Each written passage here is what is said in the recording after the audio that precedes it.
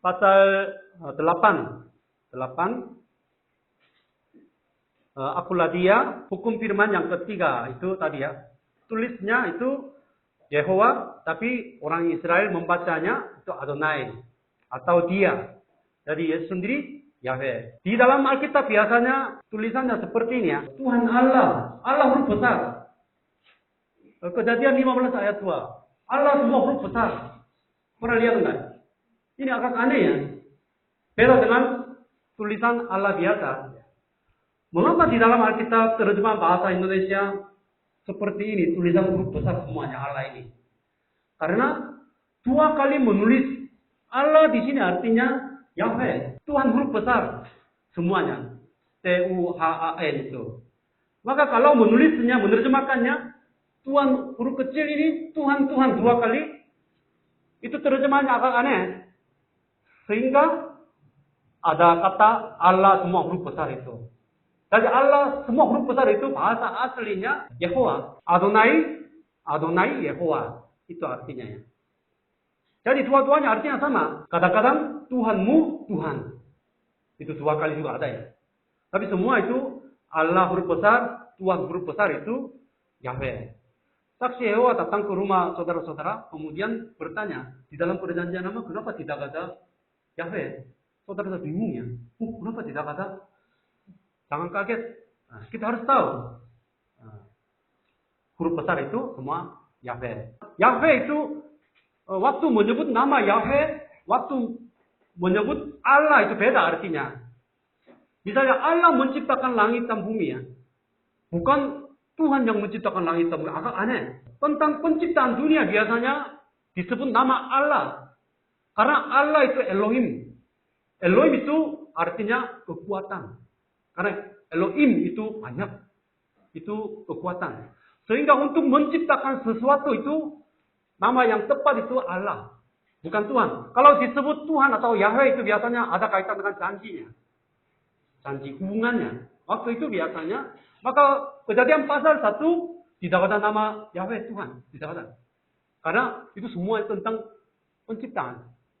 Pasal 2 ayat 4 baru muncul nama Yahweh. Yaitu aku adalah aku.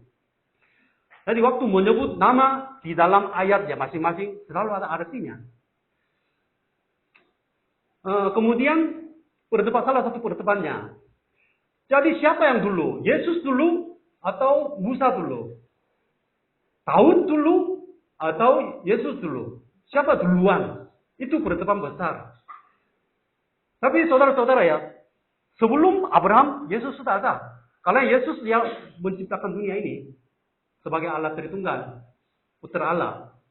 Tapi banyak orang berpikir, bagaimana mungkin sebelum Abraham, zaman Abraham, Yesus di mana ada ayatnya? Di mana ada ayatnya sebelum Daud? 1 Samuel, di mana ada Yesus Kristus? Itu pemahaman orang Yahudi. Tapi ada ayatnya di sini ya. Tentang Abraham, Yohanes 8 ayat 5-8. Abraham, papa bangsa Israel. Papamu bersukacita bahwa ia akan melihat hariku, hari Yesus. Dan ia telah melihatnya dan ia bersukacita. Karena dia sudah melihat. Melihat di sini bukan langsung melihatnya, menanti-nantikan hariku, hari kedatangan Yesus. Kemudian Musa juga sama, Ibrani 11 ayat 26.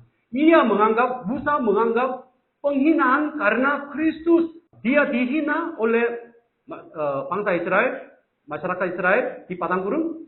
Tetapi itu terjadi karena Yesus. Sebagai kekayaan yang lebih besar daripada semua harta Mesir. Sengsara karena Yesus Kristus. Itu agak aneh ya. Artinya sebelum Musa sudah ada Yesus Kristus. Apalagi Daud. Matius 22 ayat 45. Jadi kita tahu menyebut dia Tuhan. Di sini Tuhan. Tuannya itu siapa? Karena ini Mazmur 110 ayat 1. Dia menyebut Tuhan. Dia Tuhan. Itu Tuhan di sini siapa? Jadi itu Yesus Kristus. Jadi bagaimana orang-orang pada zaman perjanjian lama diselamatkan? Bukan karena mereka menyembelih hewan korban. mempersembahkan. Tidak. Hanya oleh iman. Perjanjian lama dan perjanjian baru diselamatkan datang hanya oleh iman saja. Iman apa? Untuk perjanjian pada zaman orang perjanjian lama yang belum pernah melihat Yesus secara langsung. Karena imannya yang akan datang. Mesia yang akan. Mereka juga beriman. Abraham beriman, Musa beriman, Daud beriman. Perjanjian baru juga iman juga. Iman kita diselamatkan. Jangan salah paham ya, perjanjian lama zaman dulu yang melalui hewan kurban mereka diselamatkan.